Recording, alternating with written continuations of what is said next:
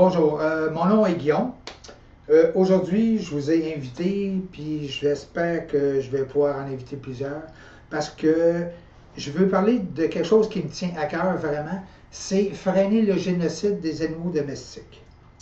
Avant d'embarquer dans le sujet, je vais expliquer un peu qui je suis, puis pour quelles raisons je suis rendu dans les animaux domestiques comme ça.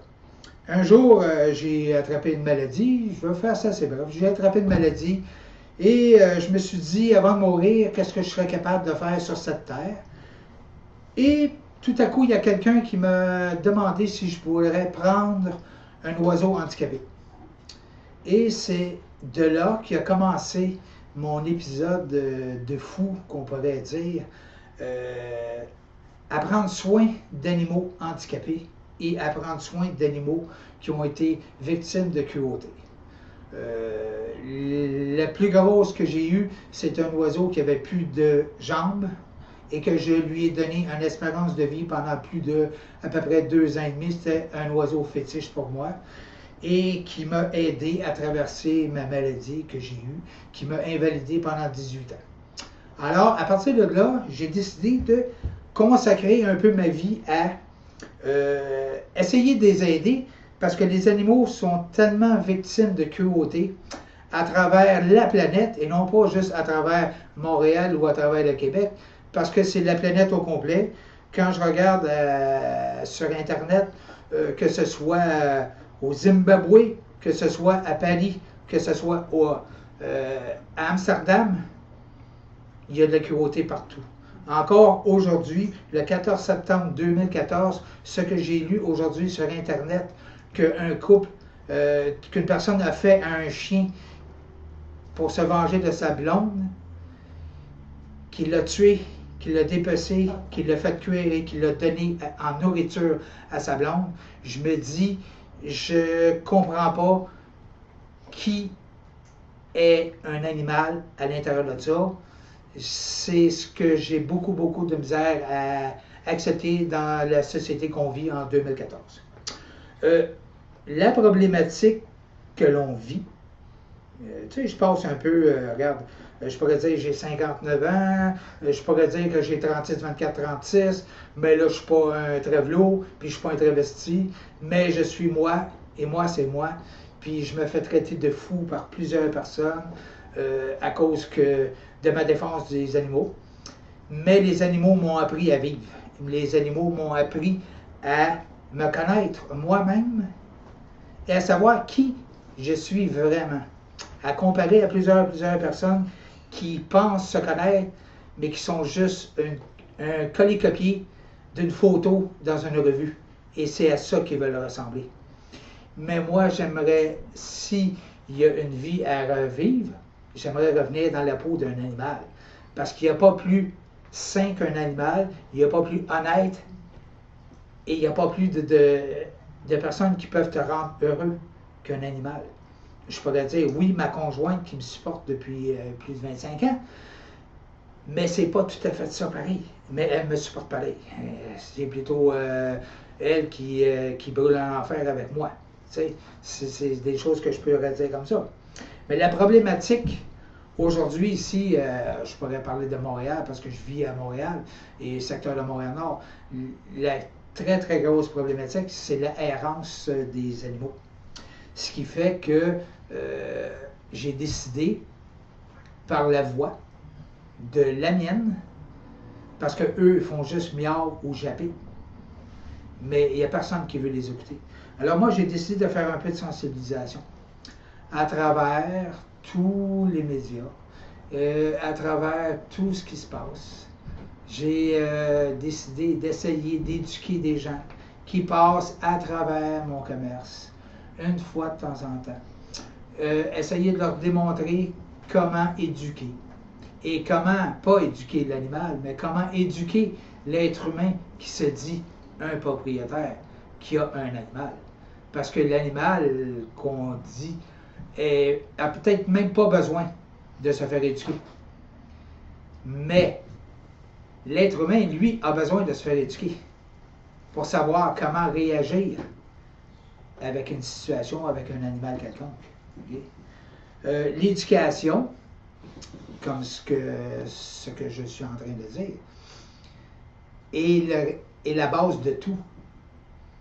Mais dans la société d'aujourd'hui, je me rends compte que l'éducation, même à l'école, laisse à désirer beaucoup.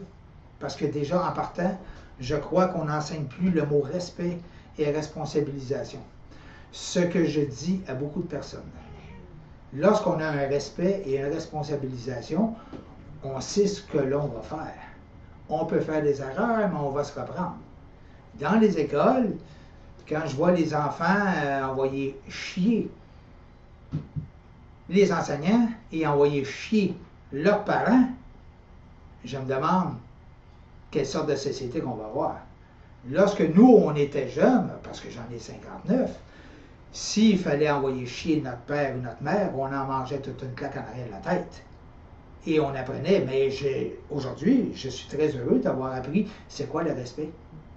Puis c'est quoi être responsable? Responsable d'une vie, responsable de ma propre vie déjà en partant, au lieu d'être responsable de la vie du voisin. C'est tellement facile d'être responsable de la vie du voisin. Parce qu'on ne s'occupe pas de nous autres dans ce temps-là. On s'occupe juste des problèmes des autres.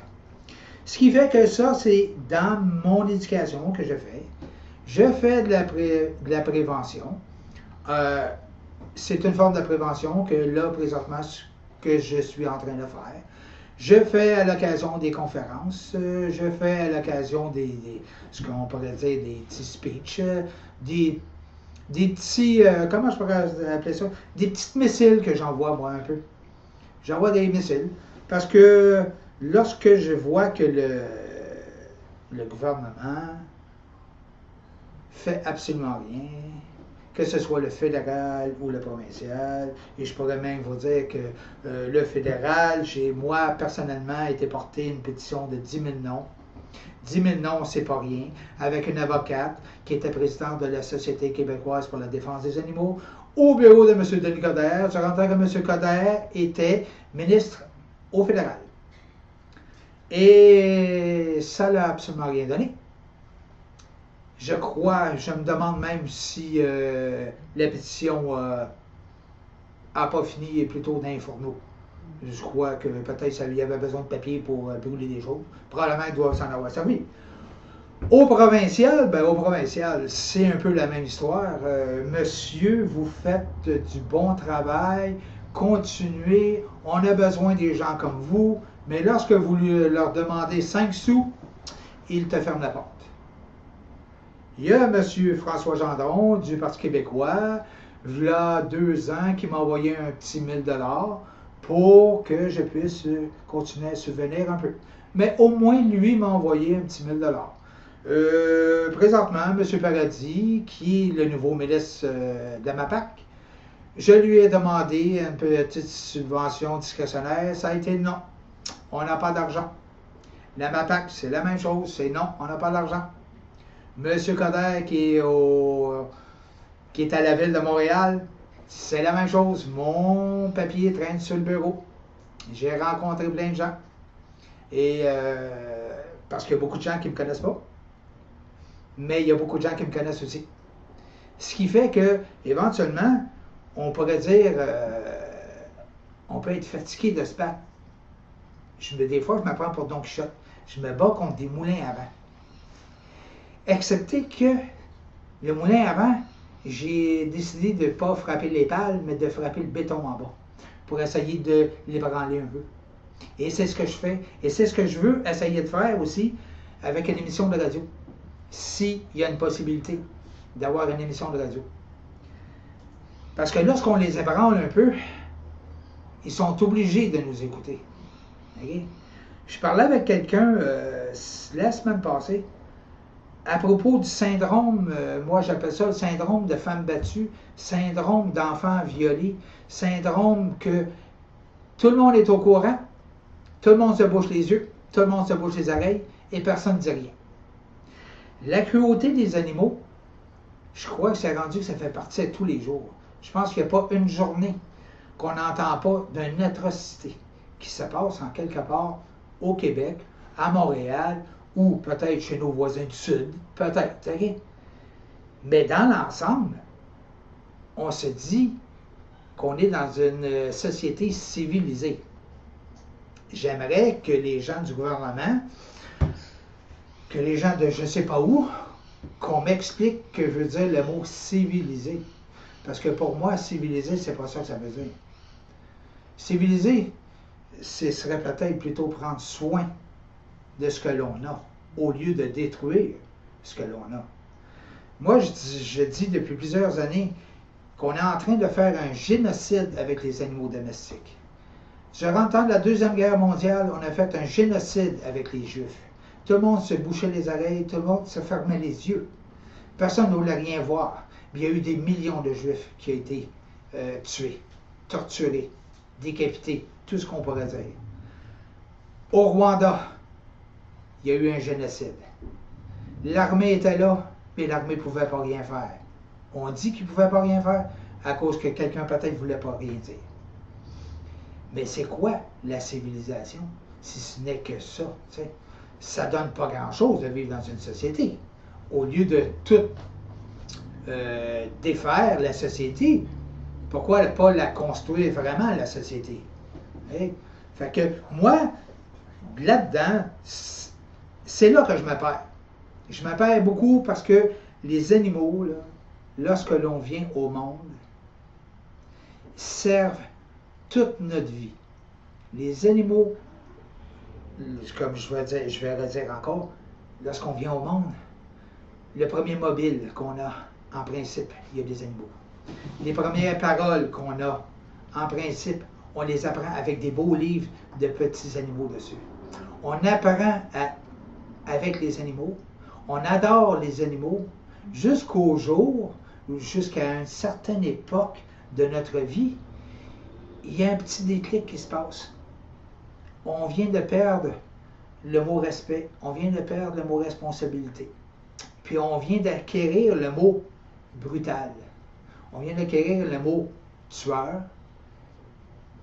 Et il faut faire peur aux gens. Ben, pour moi, c'est pas ça que je crois qu'il faut faire. Okay? Moi, dans les lois municipales, lorsque je prends qu'il y a 19 arrondissements sur l'île de Montréal, puis qu'il y a 19 lois différentes dans chaque arrondissement, je me demande dans quel pays que je vis. J'ai toujours cru que j'avais un code criminel au Canada et que j'avais un code civil au Canada. Et non pas 19 codes, puis 29 arrondissements pour 29 codes de vie.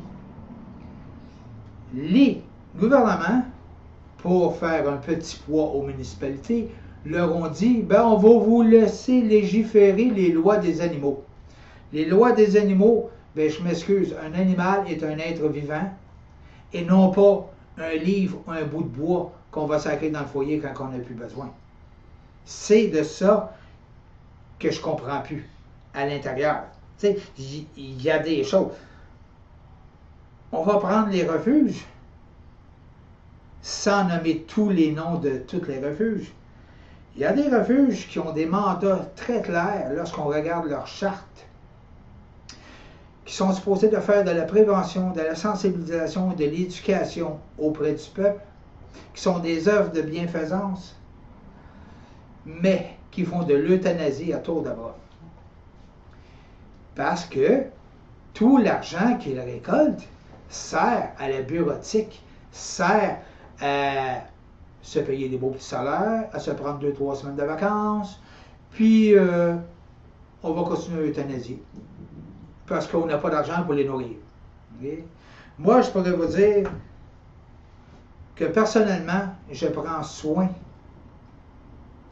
de près de 35 chats, de 3 chiens et d'une trentaine d'oiseaux, de petits pinsons au gros perroquet.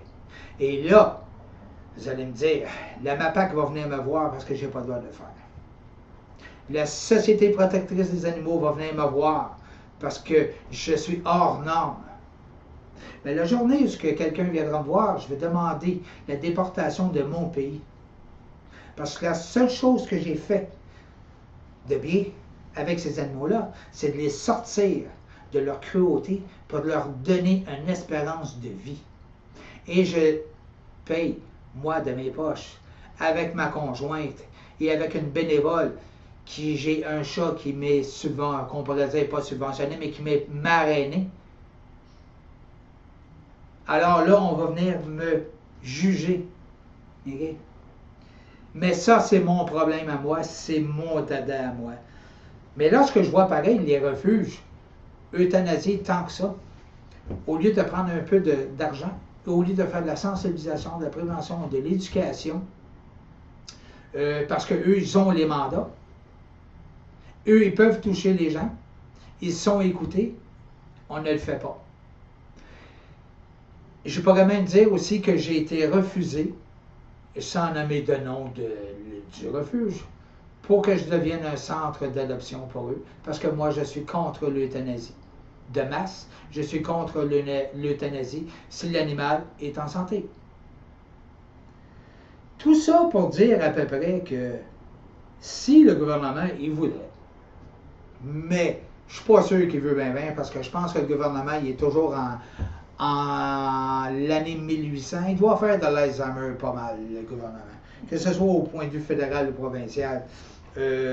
C'est tellement dur d'ouvrir une clause gouvernementale pour faire des amendements, pour dire qu'un animal est un être vivant qui est doté d'une sensibilité, parce que quand je pèse sur une patte d'un chat, crois-moi que je le sais, mais quand je pèse sur une patte de chaise, je vais peut-être juste la casser, puis c'est tout. Hein? Fait que, tu sais, mais des fois, je me pose la question à savoir si le gouvernement n'est pas en train de magouiller autant que les gens qu'on peut voir comme ça au Charbonneau. Parce que tout l'argent que ça rapporte, tout l'argent qui circule, c'est pas des centaines de dollars, mais c'est des milliards de dollars qui est impliqué à l'intérieur de ça. S'il y a 100 chats, je vais peut-être vendre 100 bacs à litière, puis je vais probablement vendre 100 vaccins pour les euthanasies aussi. Ce qui fait que le bac à litière, au bout de 6 mois, se retrouve dans les poubelles. Le chat, au bout de 6 mois, se retrouve dans les vidanges. Bien, quand on dit des vidanges, en réalité, c'est plutôt se retrouve dans la boîte à savon pour faire d'autres manger, pour continuer à nourrir ceux qu'on va faire de la prolifération.